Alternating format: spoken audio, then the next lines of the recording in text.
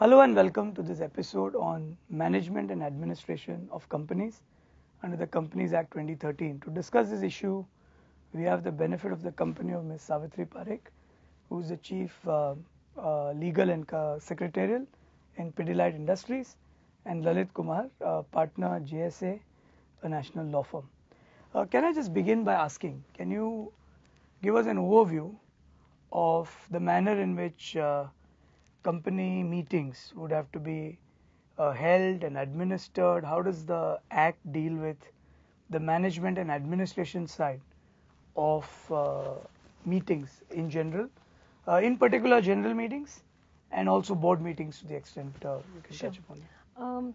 Talking of general meetings, the two main aspects are with respect to convening of a meeting of members and conduct of the meeting. So when you're referring to convening a meeting of the members, notice needs to be given adequately in advance. You need to give at least 21 clear days of 21 clear days notice of any general meeting. You also need to give explanatory statement which would enable the members to consider the item of business which needs to be transacted at the general meeting. The law protects this and has provisions clearly governing these. About conduct of meetings, the chairman will conduct the meeting based on the agenda which has been circulated to the members. It's also necessary to confirm compliance with the provisions of law, where now under the Companies Act 2013, a report is required to be filed by every listed company confirming compliance of the provisions of Companies Act 2013 with respect to convening of the meeting as well as conduct of the meeting. Right. Would you like to supplement some of? Also, when notice is given, and there are provisions when you have to have shorter meetings at shorter notice, so there are adequate provisions. 95% of the shareholders can agree and give their consent that 21 clear days notice is long, we want to do the business now. So there are provisions for that. Additionally, e-voting provisions have been introduced. Then voting can be done through electronic voting. Then postal ballot, which is also one way of voting, and it is encouraged much more that all the papers go to the shareholders, they sit at their place, and then they vote from there. So in terms of the voting requirements, in terms of the meeting of the shareholders, so this is as she said about explanatory statement also about Right. We have to give We've actually additional had contents. another Okay. episode on transparency and disclosures where we've spoken about the law on contents of an explanatory statement and how quality of an informed decision by shareholders has been improved. But can I move this slightly to a different theme, which to my mind would be formulated something like, how does the Companies Act 2013 deal with the sovereignty of shareholders as a forum vis-a-vis the powers of the board? What's the balance between powers of the board in terms of the absolute right to run a company the way they choose once appointed by shareholders, and what are the checks and balances that shareholders have over the decisions of the board? When does the board have to go to the shareholders, and what threshold of support do they need from shareholders? Section 179 is very specific, which says that all the powers of the company will be vested with the board. The board will exercise those powers, act in the interest of the company. In the same section, there are certain business items which are listed, which can only be done by the meeting of the board of directors, which means that those matters cannot go to the board of directors through circulation. So that gives the importance to the board's decision-making power, which is well codified in section 179. But there are certain instances which are listed in section 180 which restricts the power of the board. Certain businesses which the board of directors cannot do until and unless they have the blessings of the shareholders, and the blessings of the shareholders have to be by special resolution. For instance, when the company wants to sell its undertaking, when the company wants to borrow exceeding its net worth, there are certain instances listed in that section. So shareholders vote is essential, and the board has to go to the shareholders. So if shareholders approve by a special resolution, a company could borrow more than its own net worth. That's right. Of course, provided someone's willing to lend the money, but You don't need to go to government for these approvals. No, that's right. So shareholders have been given the power. In fact, from the 1956 Act, this power, which was by an ordinary resolution, has been made a little stricter. It has changed it to special resolution, 3/4 majority of the shareholders. Um, Typically, the resolutions of the board are passed by taking approval of the majority of directors. There are certain matters which would require unanimous consent of the directors. Just to give an example, if a person is already a managerial personnel in any other entity, in any other company, then consent of all the directors would be required before appointing such a person as a managerial personnel in this company. The board can exercise its powers and pass resolutions either at a meeting of the board of directors, which has been validly convened, or by passing a resolution by circulation. But as was explained by Lalit, there are certain items which cannot be passed by passing a circular resolution. Some of the items which can be passed by passing a circular resolution is convening a general meeting. You may want an extraordinary general meeting to be convened. The resolution approving convening of a general meeting can be passed by circulation. But the item which is required to be considered at the general meeting may require approval of the board, which could only be given if it is a validly convened board meeting. Like say for example, if it's with respect to borrowing, you would need to have a board meeting at which this item is approved. Maybe you pass a resolution by circulation for fixing the date on which the general meeting would be convened. So I suppose the legislative intent is to exploit the power of deliberation. Absolutely. That if you actually, when you engage and present conflicting ideas and reconcile conflicting views, that quality of discourse needs to be undertaken before those decisions in 179 which specify a meeting. That's the intent of that law. Absolutely. In fact, just to take the same point a little further, the distinction between items which require deliberation and hence more detailed board note has been distinguished from items which require approval and which approval does not require discussion among the board members. So a substantive issue needs to be placed before a board at a board meeting, while procedural issues of date on which the general meeting can be convened, just to quote an example, can be passed by circulation. Right. Let me just pause here and ask a question. This is of course without prejudice to a company's right to raise the bar. Sure. And say that more than the items listed in 179, other items too will need a meeting. Certainly. The company is free to have its articles say that. Absolutely. Right. Just to also add, there's a very interesting provision, and for the first time introduced, is in section 5 about retrenchment provisions in the articles.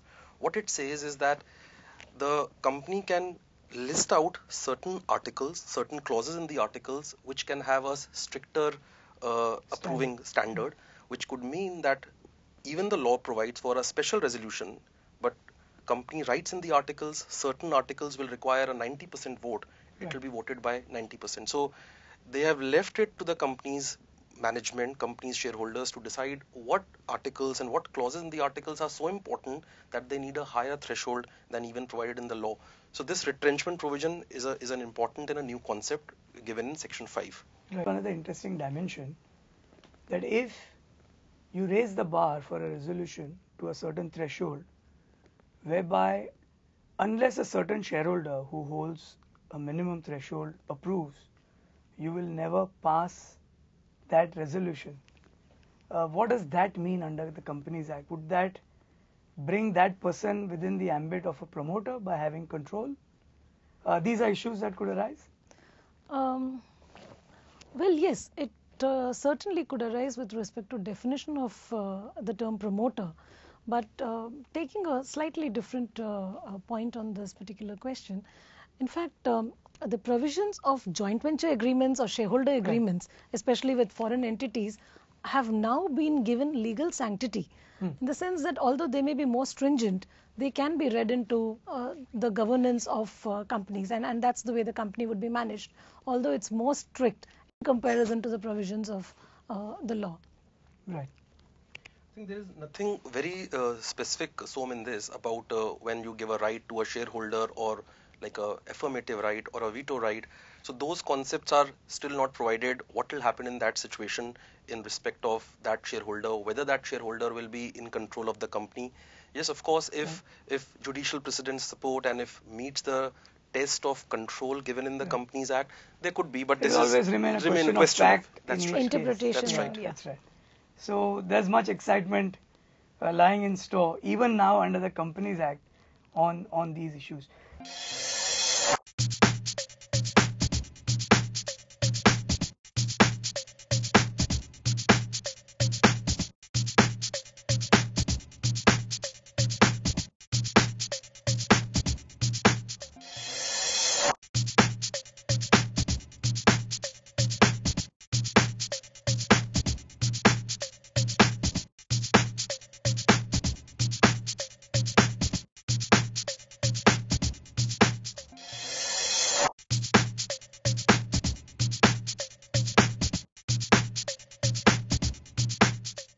Can we talk a bit about quorum and what are quorum requirements in general meetings, board meetings? What are those decisions which cannot be, what is the law on quorum, and can a company prescribe a quorum superior to what the Act provides for?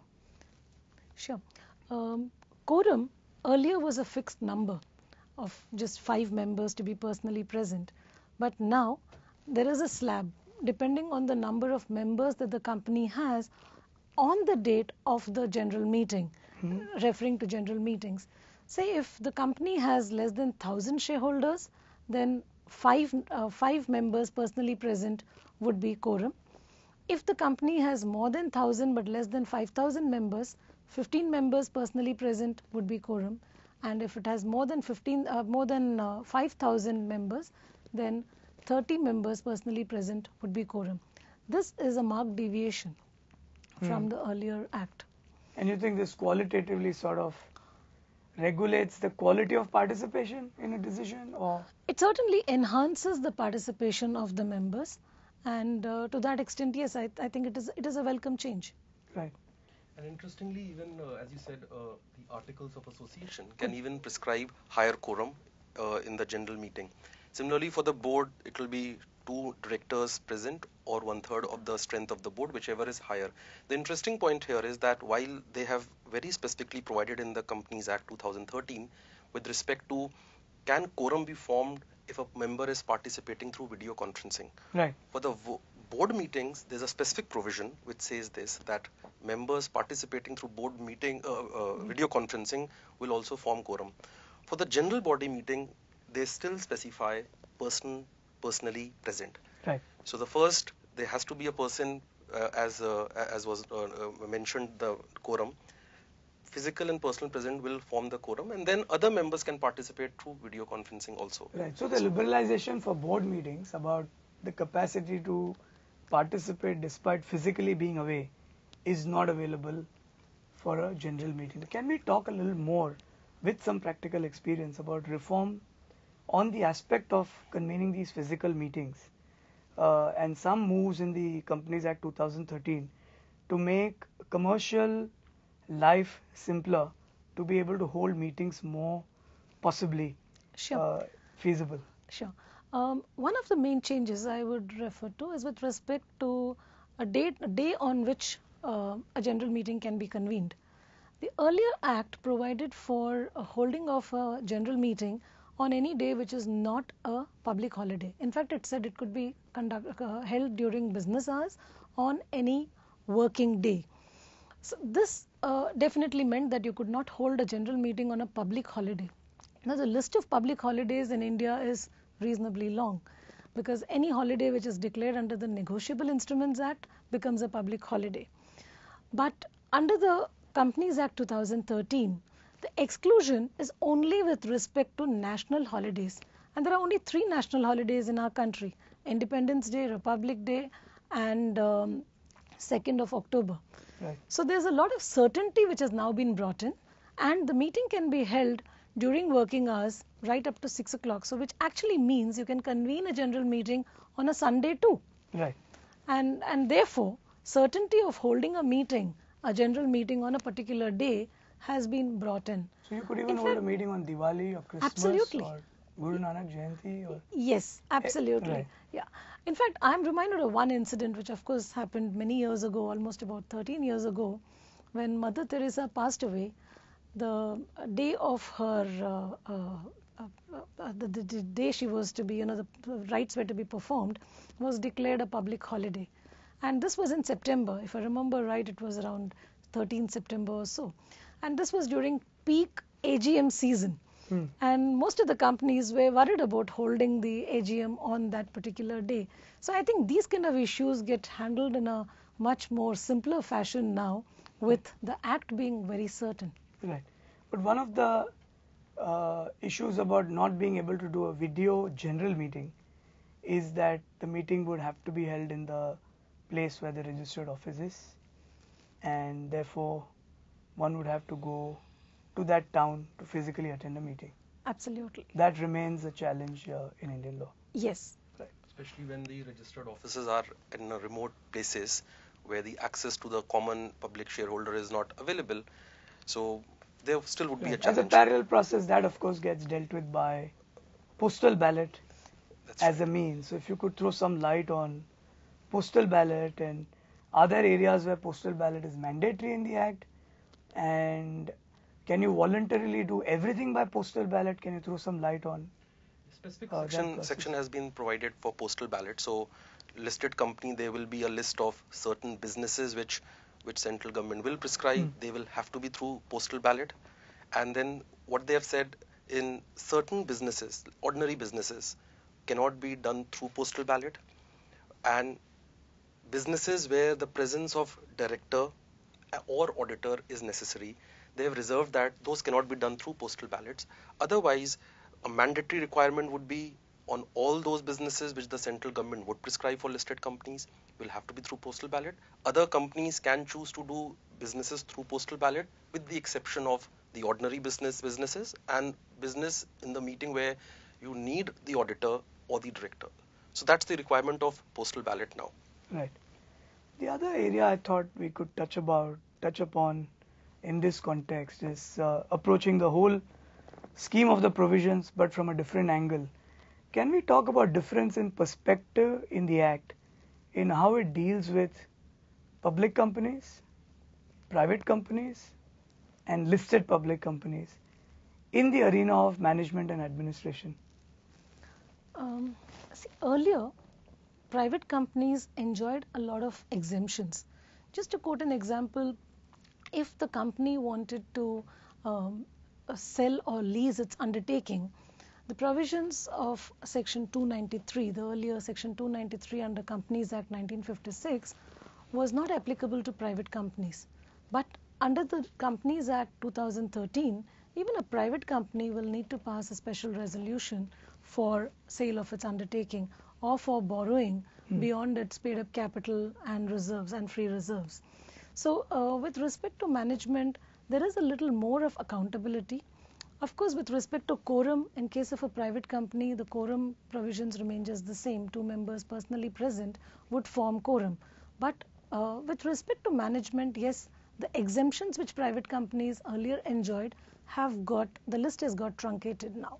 Right. So would it be fair to say that the hurdle has been raised, the bar has been raised for quality of governance in private companies? Yes, it would be right to say That's that. right, because it's moved really for private companies from being self-regulated to be regulated now. Right. So a lot of exemptions which were there have been taken away. Some exemptions are still there, like rotation of directors, when you are rotating directors at the annual general meeting. So those directors in public company have certain proportion, have to rotate every year. That provision is still exempted for private companies. Right. Just to make a difference between a provision which is for a listed company but which doesn't apply even to an unlisted public companies, in situation where a report now has to be filed with the registrar of companies by a listed company saying all the provisions with respect to the annual general meeting were duly followed, adhered to, and all the compliance with respect to AGM was done. So the listed company has to do that, but an unlisted public company or a private company is exempted even now. Right. So would it be fair to say that the thinking in Parliament, the intent of Parliament is that ultimately as a corporate body, you play a significant role in society. Whether you're private or public, doesn't matter. You're the ones who are taking loans. The loans are taken from banks. Banks in turn take money from public depositors. So even if you're private, if the quality of your accounts, for example, is horrible, you do have a social impact. And therefore, raise the bar regardless of whether you're private or public. Would that be a fair theme or intent of how to read these provisions? Yes, I would agree with you. I think that's a fair interpretation. Right. So whether you're private or public, for purposes of Companies Act, doesn't matter. That you are in any case playing an almost similar role vis-a-vis other stakeholders doesn't have an impact, and yet there is a differential between the norms for listed public companies or listed and unlisted public companies. So a different sort of gearing through the scheme of the act has been done, and I would think that our viewers would have to then read a lot of provisions and see the entire scheme of the act Sure. To internalize the new reality. That's right. Also, just to add here, Som, there's a specific section 462 which has been introduced, which still gives power to the central government to keep exempting certain companies or certain classes of companies from certain provisions of the Companies Act 2013. Maybe it's too early to say. Maybe in time to come, some exemptions are brought back for private companies through the central government power of 462. But as the things stand today in the law which is we have today, is a lot of exemptions have gone from private companies.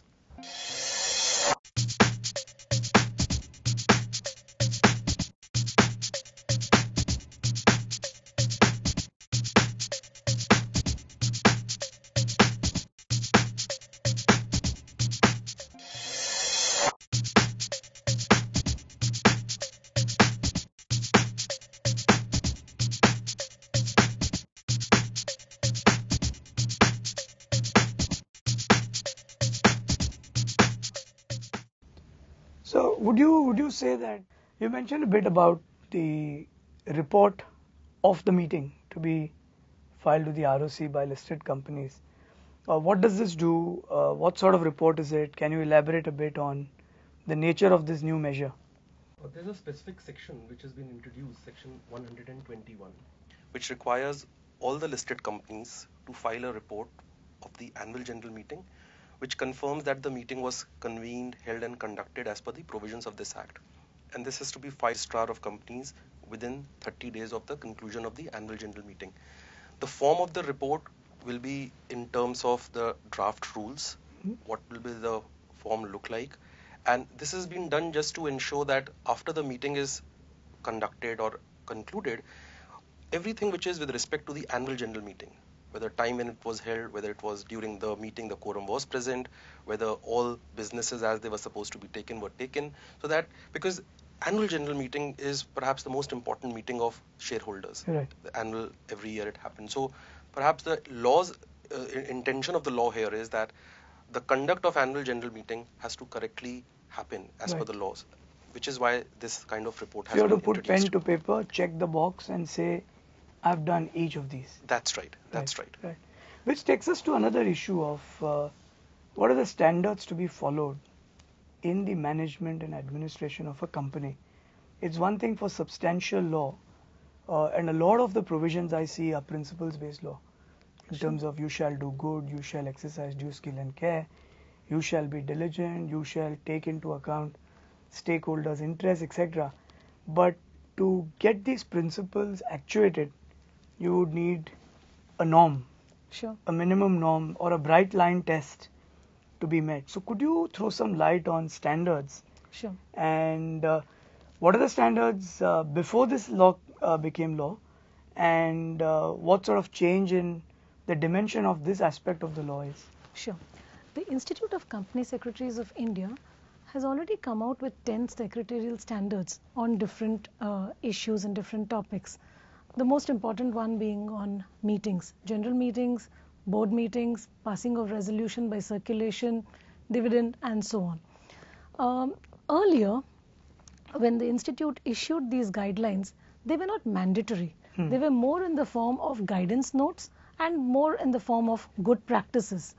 But now, under Companies Act 2013, these secretarial standards have become mandatory, and the central government would be notifying, and once it is notified by the central government, these secretarial standards would need to be adhered to. Of course, some of these secretarial standards would need to be revised to bring it in line with the provisions of 2013 Act, but most of them, since they are procedural laws, have been very correctly drafted, bringing in the spirit of the law rather than just the letter of the law. And the practices have been well documented in these secretarial standards. Talking about the compliance report, when a confirmatory report is given confirming compliance, it's the secretarial standards which would be heavily relied on. So can I take this to another level in terms of, it's great to have standards, it's great to have principles which outline the legislative intent, but what happens when a standard is breached? There is a provision which says when no separate penalty is provided, there would be a certain penalty and you can adjudicate through an adjudicating officer. So do you see this to become an area of a lot of enforcement activity, where there could be proceedings either against a company or against the company secretary for not ensuring that the company adheres to standards? What are your thoughts on? Sure. I think there are two specific aspects here. To begin with, the compliance certificate issued by a company secretary in practice, which is issued with respect to listed companies, would clearly show the cases where 100% compliance has not been ensured. Secretarial standards again would have two specific heads. Ones which are required to be complied with in toto, and second which are recommendatory. Where one is not complied with the ones which are recommendatory, of course it's just a reflection on the practices, but one where it is mandatorily required to be complied with, yes, of course over a period of time may come up as enforcement actions, but in the near future I don't see them as being taken up by the authorities, because it would be more in the form of looking at the practices and the compliance report of the company secretary in practice, clearly reflecting the areas where it is not in compliance. So it will be more in the nature of a qualified report. And if it's a qualified report, the director's report will also need to address the specific issues. Right.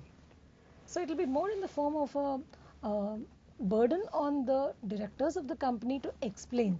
It's more as a what if provision than an absolute compliance. And life is always complex. There'll never be 100%. I mean, you should rather be wary of the guys who say they're 100% compliant in all respects, and you'd rather trust somebody who says I was 99% compliant.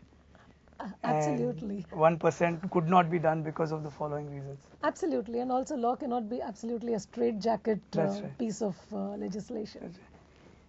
So is there any other aspect relating to management and administration that you'd like to broadly touch upon and perhaps summarize your thoughts, either thematically or specifically, in terms of what the Act of 2013 does in this space? Let me also, going forward with the electronic voting, one is the role of electronic media and electronic form has been accepted as a very important media. Now, minutes, there were always questions whether minutes of the meeting, whether the registers, the statutory registers could be maintained in electronic form, in software, or they have to be necessarily in physical form. So there's a very specific clarification in a section which says registers, minutes can now be kept in electronic form. So the companies who face maintaining registers and bulky registers in physical form can just have them on the system, and they will secure electronic records under the Information Technology Act. That's right. That's right. So I would say that this is also one of the important things when it comes to maintaining registers and administering the records of the company. Other thing is, which I think is more to do with the related party, unique concept of interested shareholders will not vote. So that whenever a matter comes up in the general meeting or of the shareholders, so they have to abstain from voting. But that's more to do with the related party and case specific.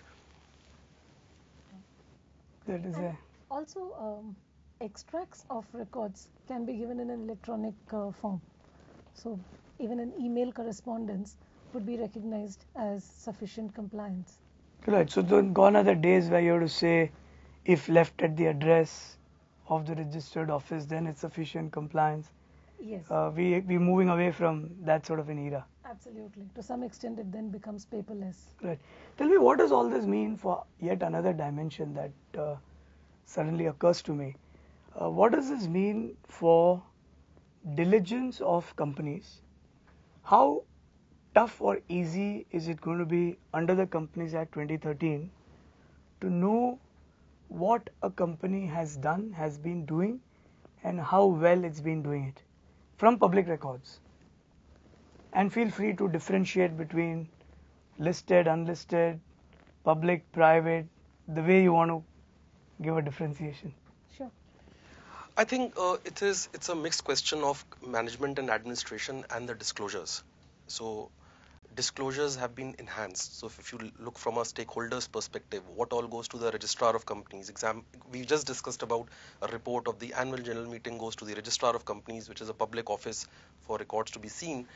So not only in management and administration, not only the rights of inspection, not only the rights by postal ballot, electronic voting, in my view, this will be much more wider participation of the stakeholders in the company.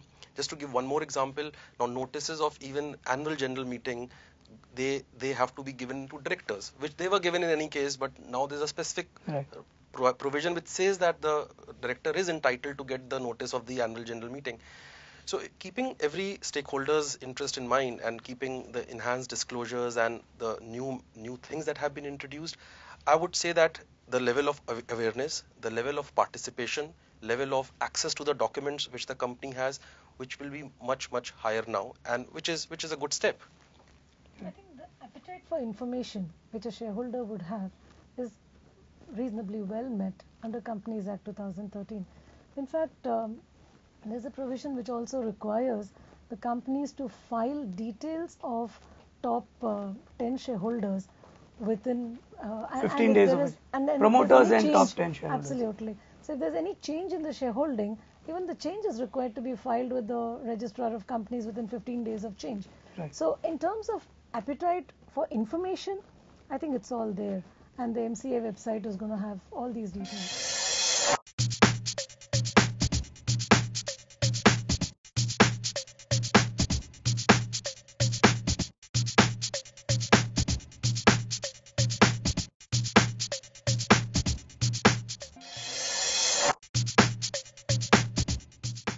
So good. I think that's a very useful and comprehensive summary of various things. But needless to add, I mean, this is an area that's so widespread. It's spread across various chapters and sections that as company secretaries, one will have to actually pick up these provisions and read them and connect the dots and imbibe from them as to what are the various conditionalities and ingredients of the law that need to be met in the management and administration of companies in India, regardless of whether they are private companies or public companies or listed public companies.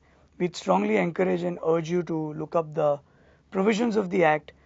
These primer videos are meant to be an overview to give you a broad idea of important aspects of the Act. Please do look up the provisions of the Act. Thank you very much. Thank you.